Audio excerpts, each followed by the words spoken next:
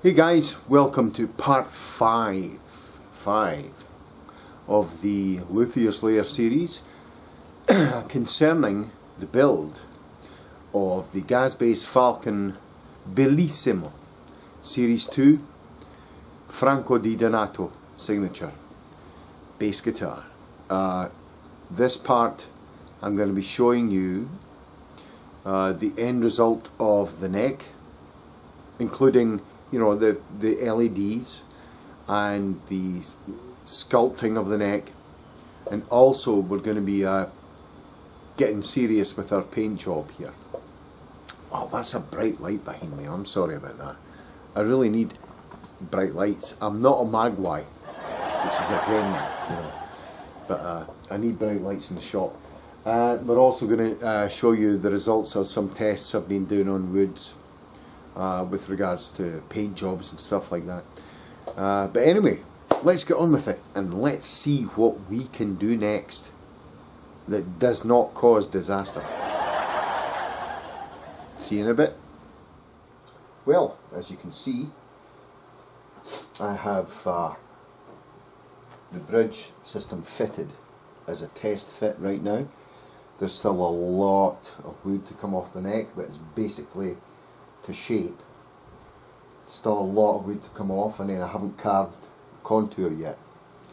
So, and of course the fretboard is all wriggly right now because it was just very rough cut. As you can see down here, there's still a lot of wood to come off. This is very proud still, and I always work that way. Make sure I've got enough wood. I've put wires in here to test exactly where the strings would go once the base is all ready to be set up. Now, as you can see, everything is absolutely bang on straight and central.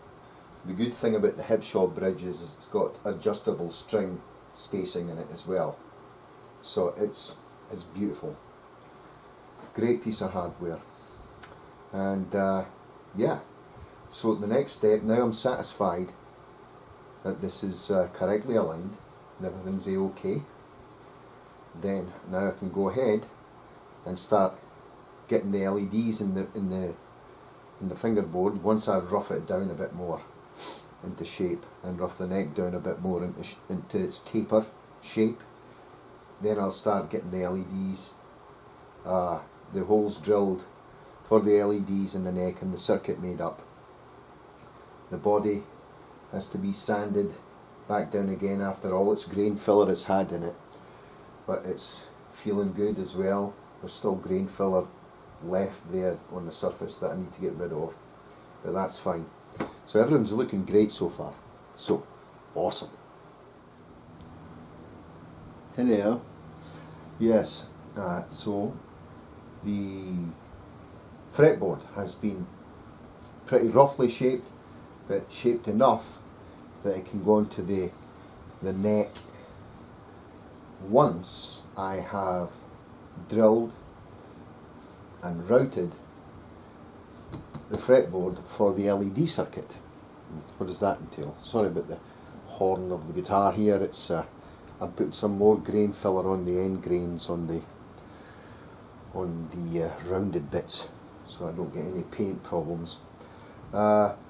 What I did here was I marked the centre point of the 3rd, 5th, 7th, 9th, 15th, 17th, 19th and 21st frets, and then divided the 12th and 24th, which are the octave markers, in two, and centre punched those parts. Right, so it's got all pencil marks and everything over it right now, but that's fine. Also, once I've done all that, I will start priming the engraving here. It will need some sort of primer on it. I'm going to use a sealer on that just to seal it off, so that when I do pour the mother of pearl epoxy mix, I don't get it sinking into the wood or spreading out into the other grains of the fretboard where I don't want it. So the next step then is to get this on the drill press, and it is I believe 5mm drill bit what I'm going to do is I'm going to take a piece of 1/4 inch oak I have in stock just to do a test drill. I think I showed you these before. They're flat headed so that when they come up through they'll look nice. So just drop that one. Well done. Yep. So they go about there. So the route is going to be really quite thin. You know, what I'm going to do is I'm going to measure it up. I do have the specification, but I'm going to measure it up for this particular piece of wood just to make sure everything's okay. And this will sit in there and will be just flush with the fretboard. So, but first, after I drill the holes on this, I'm actually going to sort of semi-finish the fingerboard so that I can get it down to the dimensions I want, so that I'm not drilling, routing too deep or too shallow in the back of this. So that's the next step. Let's get it on the drill press and let's make some holes in wood. Okay then, holes are drilled now in the fingerboard or fretboard, as this is right now, and the channels are routed in the back for the wires to go along down there and up there and whatever. So now let me just go ahead and do this. Sorry, I'm going to get in your way a bit, and all we need to do now is sort of tidy up the neck and the fretboard, which is still somewhat oversized, tad. Yeah, but that's okay. It's oversized, but that's fine. We tidy it all up. First I'm going to finish the surface of the fretboard, because the next thing I want to do is do the pour, the mother of pearl epoxy pouring for the logo there. As you can see, God, my camera work leaves much to be desired. So the next steps is just to clean this up, get it all nice and flush, sanded down, get all approximately the correct radius on it. Once this is all glued together, then I'll fine tune the radius and the sides and everything before I carve the neck. But the next step after tidying this up, before attaching, is to pour this, and that'll be a lot of fun. First of all, I'm going to go ahead and prime this with a sanding sealer. That will stop epoxy and mother of pearl mix creeping in too far into the grain of the wood. Awesome. So what are we doing here then?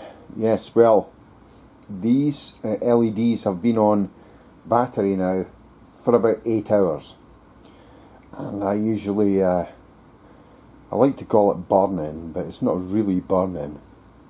I used to work in a wafer fabrication at Hughes Aircraft Company in Scotland, so I know what burning is. But yeah, I'll just pan that a little bit, point that up. What we're doing is we're checking the lifespan of these LEDs. If I get a good solid 24 hours out of them when they're on, I know they're good to go. And that's what I usually do. These white LEDs have a little tint of blue to them. And you know what? I'm not unhappy about that. I think I'm actually really happy with it, because it goes with the overall frosty look that the base will have. It'll look like a piece of ice. So I'm very glad with that, and I'm gonna have to show you some of the paints I got, and some of the testing I'm gonna do on the paints. They look pretty fine, and some unique nozzles and non-aerosols as well. Well, they're not really non-aerosols; they're just differently designed. But anyway, after that happens, and I'm pleased with this test, then what I'm going to do is zoom round here, zoom very much into there. That is going to get filled with mother of pearl epoxy mix, I have test blanks. In the last episode I showed you one, but you know, the mix I came up with this time is just going to be awesome. When the light strikes this one, it's going to go. Sorry about that. Did that scare you? Didn't scare me in the slightest. So that's where we're at right now, and we'll get on to the next, shall we? Cheers. Hi. So, what do we have here? Yes, well, we have a piece of oak that has been grain filled, just 2 coats, and I'm waiting on the last sanding sealer coat dry, which is the 2nd coat, and that will act as a primer for some products I want to try out.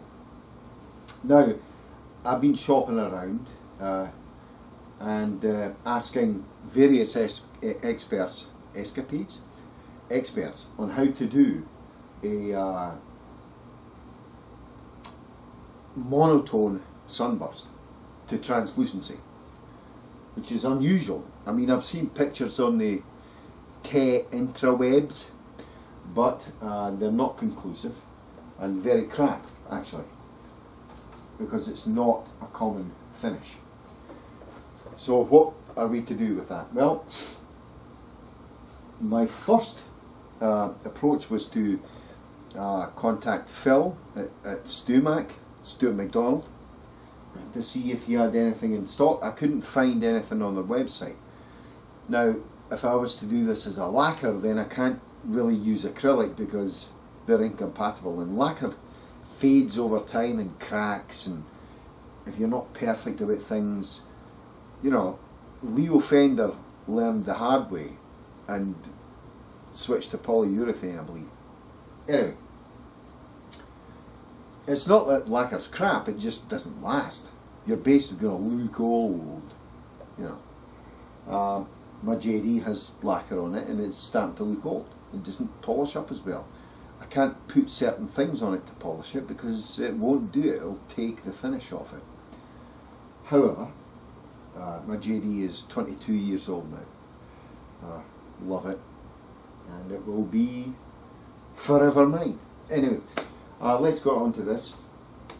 So I have Phil looking at this for me at Stuart McDonald, and he's going to get back to me, and he might even ask Dan Erlewine, the legend, about these things, and that would be awesome if Dan could make a video about that. If he's able, of course, you know, because Dan must be well into his 120s. But I'm sorry, Dan. I'm your biggest fan, man. I love you, and I love everything you do. You're a fountain of knowledge. Let's get that out of the way. Quickly moving on. I'm going to try out some Varathane oil-based clear coat here, and some pearl white universal metallic paint, and some just gloss Rust-Oleum universal white paint. I think the pearl's going to win, you know. And I'm going to take, once I've done it, you know, a scrap piece of wood, I'll send a picture off to Franco and see what he likes the best. If it was up to me, I would paint it all in pearl white, you know, because thinking about the JD again, which is always on my mind, and I'm making a JD style profile neck right now. I think that the pearl pink and the pearl blue that John Diggins made were just freaking stunning looking bases. But anyway, that's my preference. We're going for a monotone sunburst here.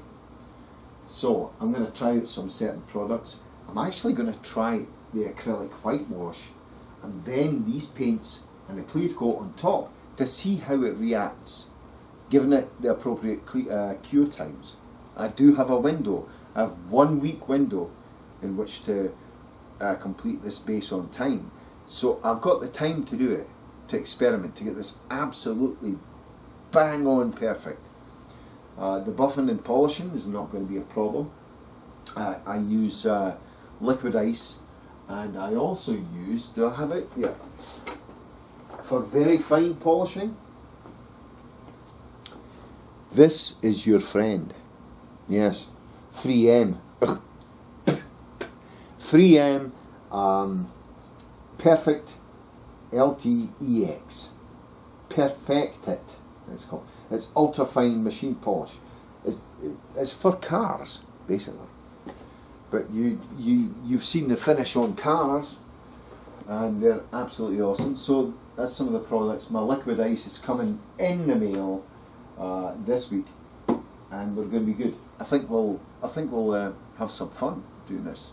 Do you not think? I think so. Well, I don't know if you can see this, but I did one coat of Rust-Oleum Universal Metallic All-Surface Paint and Primer in Pearl White, and it is translucent. I'm going to show you that right now. That's one coat, and you can still see the grain through it.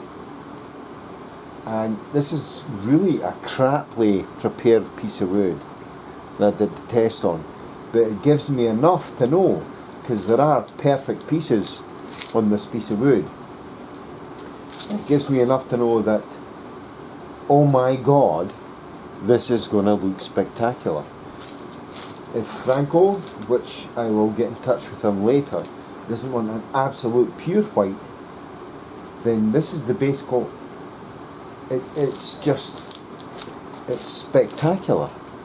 How can you not like that? I mean, one coat, it isn't even cured yet properly. It's dry to touch, but that's 2 days from curing. Isn't that absolutely spectacular? And look at the crap piece that I put acrylic on. There's no comparison here. So I'm going with that. Like I showed you earlier on, I think I will do that. Let's push this into the light. Standing in the light to make him understand. You know what I mean? And this is the base coat. This is going to be the, no pun intended, base coat. It's going to be the base coat. And, you know, next, once I'm finished with the neck for a little bit, I'll put the neck away and turn the shop into a spray booth with respirators and extraction. You can hear the extraction going on right now. It's loud. And we'll get to work.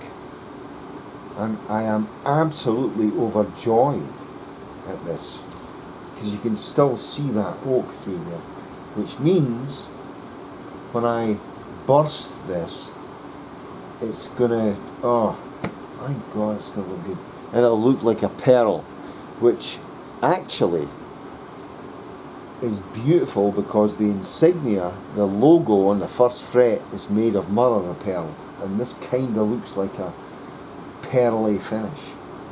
So we're going to go with that. Awesome. Okay, just finishing up the back now. All the pores are sealed, and restaining the back strip here, dark walnut. Then when that dries, we go over it with a primer, like sand and sealer, and then sand it back down again. A couple of coats of sand and sealer, and by tomorrow it should be ready for painting. And we'll start off with the Pearl Mist paint and get nice translucency in there before we put a solid white burst around the edges. So that's the plan anyway. Hope it works out, because I don't want to be sanding off this paint if it doesn't work out, you know. Awesome.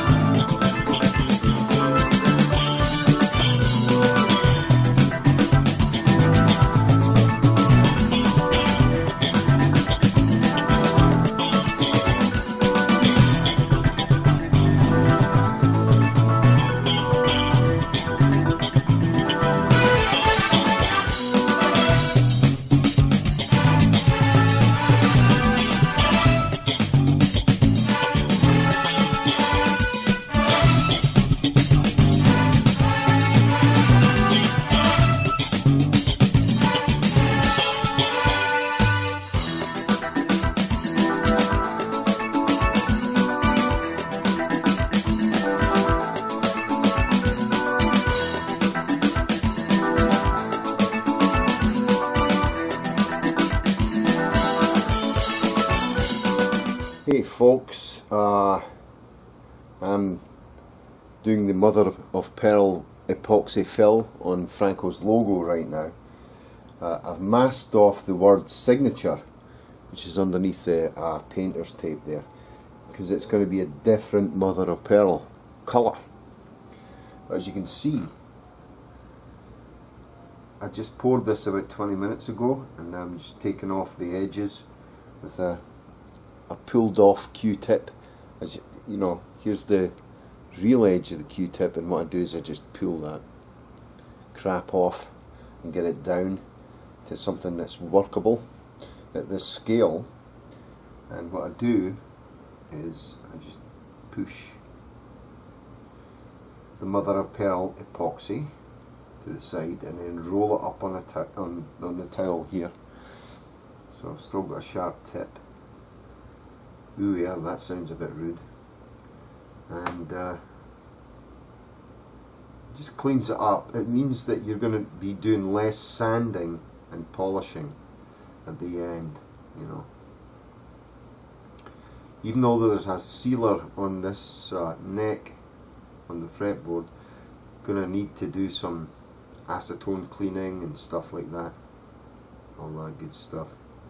But you just outline the shape.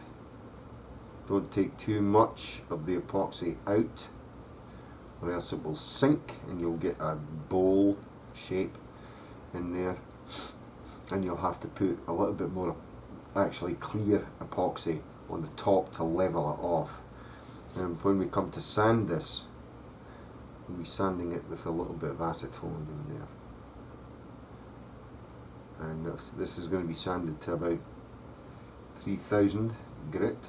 A little fleck there, let me pick that up. There we go. To about 3000 grit. And then we'll be using auto polish, car polish actually on it, to bring out the luster. But as you can see, look at the swirls and the how it catches the light even right now. I mean, when this is cured, it's going to look absolutely fantastic. It's going to look beautiful. So you just take great care, keep watching it over the first couple of hours of the pour. You just keep watching it, because you can still work the material. Now, when you first pour it, after 5 minutes you'll see bubbles coming to the top, and most epoxies you do anyway. And what you do is you just get a heat gun, or if you don't have a heat gun, take a hairdryer and lightly wave it over about 10 inches, 8 to 10 inches above it, and you'll actually see all the bubbles pop. They'll rise to the surface and they'll pop. You're heating up what's underneath there, and all the air trapped will come up to the top and it'll pop. If you sealed it, you will not get that much of a problem. And I did a sealer on this, on the engraving, just before I poured. I let the sealer set for about 3 hours and then did the pour. So that's looking good to me. The edges are nice. I'm going to have little problems sanding all this stuff out, and of course the neck's going to get stained anyway to a darker colour, so I'm not too worried about anything that might be stray here. I just want to make sure everything's smooth around here. And Franco's name is under there, believe it or not. So, awesome. Let's set this aside for 2 days, actually. This is going to take 2 days to cure. So, let's go on to the next. Okay folks, the guitar is now pour filled and completely sealed and primed. It is ready to paint. Did some experiments on the paint I'm really happy with, and so, you know, I can go ahead and see a couple of low spots there that I'll probably fill in later. But how am I going to paint this? Well, I'm going to use some rattle cans. It's possible to get an absolutely spectacular finish with them. I'm going to show you my jig that I made for spray painting. There it is. Look, there it is. Oh yes, it's a ducky thing that used to dip into water in the 70s. Now, take this screw, I will place it in here and romp this up.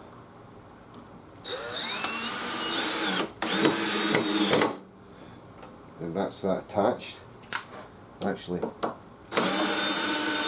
don't want that one, I want this one here.